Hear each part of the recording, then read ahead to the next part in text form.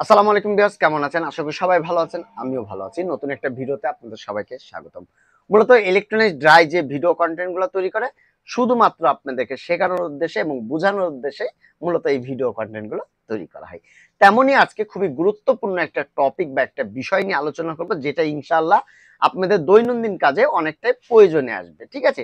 আপনি যেই কাজই করেন না কেন, আপনারা ইলেকট্রনিক্স এর কাজকে পছন্দ করেন বা ইলেকট্রনিক্স এর কাজ একটু জানেন বিধায় আজকে আমার এই ভিডিওটাতে ক্লিক করেছেন।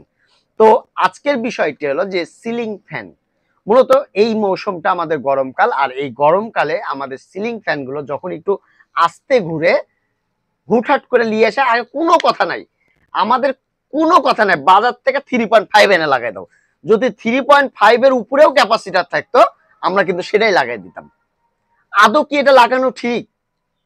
আপনি একটা ফ্যানে আগে 3.5 ক্যাপাসিটার লাগাই দিবেন, না এর ভিতর কোনো কারণ আছে? বাজারে তো 2.5 ক্যাপাসিটার আছে, সেটা বাদ দিয়ে কেন আপনি 3.5 ক্যাপাসিটার আগে আপনার ফ্যানে ইনস্টল করলেন?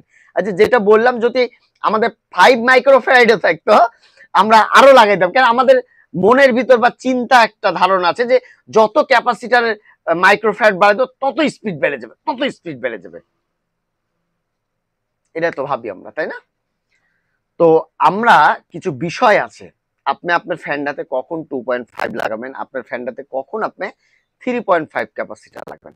এখন অনেকজনের প্রশ্ন হতে পারে, ভাই আমার সাথে আপনাদের অনেকজনের নাও মিলতে পারে, আমার সাথে আপনাদের অনেক নাও মিলতে পারে। কেননা ভাই আমি প্র্যাকটিক্যালে অনেক কাজ করি, যেহেতু আমি একটা রানিং, আমার একটা ইলেকট্রনিক্স এর দোকান আছে, আমি এখান থেকে অনেক কিছু আপনাদেরকে শিখাতে পারবো, বুঝাতে পারবো। কথাটা বুঝতে পেরেছেন? তো আপনাদের ফ্যান যারা নতুন ফ্যান, একবারে নতুন ফ্যান, ধরুন কোম্পানি থেকে একটা ফ্যান কিনে নিয়ে আসলেন, কোম্পানি কি 3.5 ক্যাপাসিটার লাগায়? আমার প্রশ্ন আপনাদের কাছে থাকলে অবশ্যই কমেন্ট বক্সে জানিয়ে যাবেন যে কোম্পানি যখন নতুন কোনো ফ্যান বাজারজাত করে তখন কি তারা 3.5 ক্যাপাসিটার লাগায়? না, কখনো না। তারা 2.5 লাগায়, তারা 2.5 ক্যাপাসিটার লাগায়। তো এই যে আর নতুন ফ্যানগুলোতে 2.5 লাগায়, তার প্রশ্ন হলো যে ভাই আমি কখন তাহলে 3.5 ক্যাপাসিটার লাগবো? হ্যাঁ, বিগত সময়েও আপনাদেরকে বলেছি, আপনার ফ্যানটি যদি অধিক, মানে 3 বছর 4 বছর বয়স হয়ে যায় বা 5 বছর বয়স হয়ে যায়, তখন আপনি 3.5 লাগান। কেন লাগাবেন? তখন আপনার কয়েলটা একটু এঁচে যায়, একটু দুর্বল হয়ে যায়। তখন যে স্টার্টিং কয়েলটা, ক্যাপাসিটারের কাজ কি, ক্যাপাসিটারের কাজ কি এটাও আপনাকে জানতে হবে। ক্যাপাসিটারের কাজ ফ্যানের দিক নির্ণয় করা, পাশাপাশি ওইটাকে স্টার্টিং এ আপনাকে ঘুরাই দিবে, ঘুরাই দেওয়ার পর ক্যাপাসিটার তার কোনো কাজ থাকে না। স্টার্টিং কাজ হওয়ার পর ক্যাপাসিটার শেষ, রানিং এ চলে যায় তখন। তো যখন ফ্যানটা বয়স বেশি দিন হয়ে যায় হওয়ার কারণে ফ্যানটা ঘুরাতে পারে না। ঠিক আছে, ঘুরাতে পারে না। এই যে আমি আপনাকে বললাম না, আমার সাথে আপনাদের অনেকজনের মত নাও মিলতে পারে, অনেকজন কমেন্টে অনেক কথা বলতে পারেন, কিন্তু আমি যেভাবে জানি আমি সেভাবে আপনাদের মাঝে উপস্থাপন করছি। আশা করি উপকারে আসবে।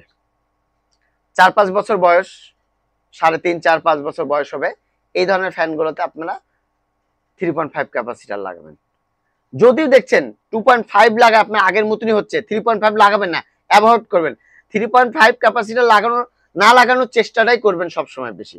চেষ্টা রাখবেন সবসময় 2.5 লাগানোর।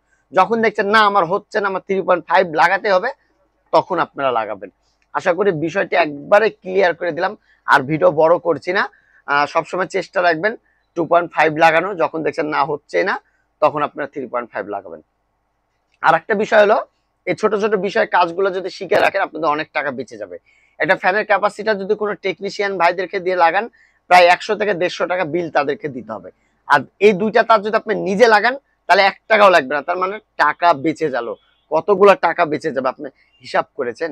এরকম ছোটখাটো বিষয়গুলো অনেক কিছুই আপনারা কিন্তু নিজেরা যদি শিখতে পারেন বা বুঝতে পারেন, অনায়াসে করতে পারেন। আর সেটার জন্য আপনাদের এই যে রবিউল ভাই আছে, আপনারা আমার কাছ থেকে পরিপূর্ণ অনেক কিছুই শিখতে পারবেন। তো ভিউয়ার্স, আজকে এই পর্যন্ত, আবার আগামীতে কোনো নতুন ভিডিও দেখা আমন্ত্রণ রইল। আসসালামু আলাইকুম, সবাই ভালো থাকবেন, সুস্থ থাকবেন। ধন্যবাদ সবাইকে।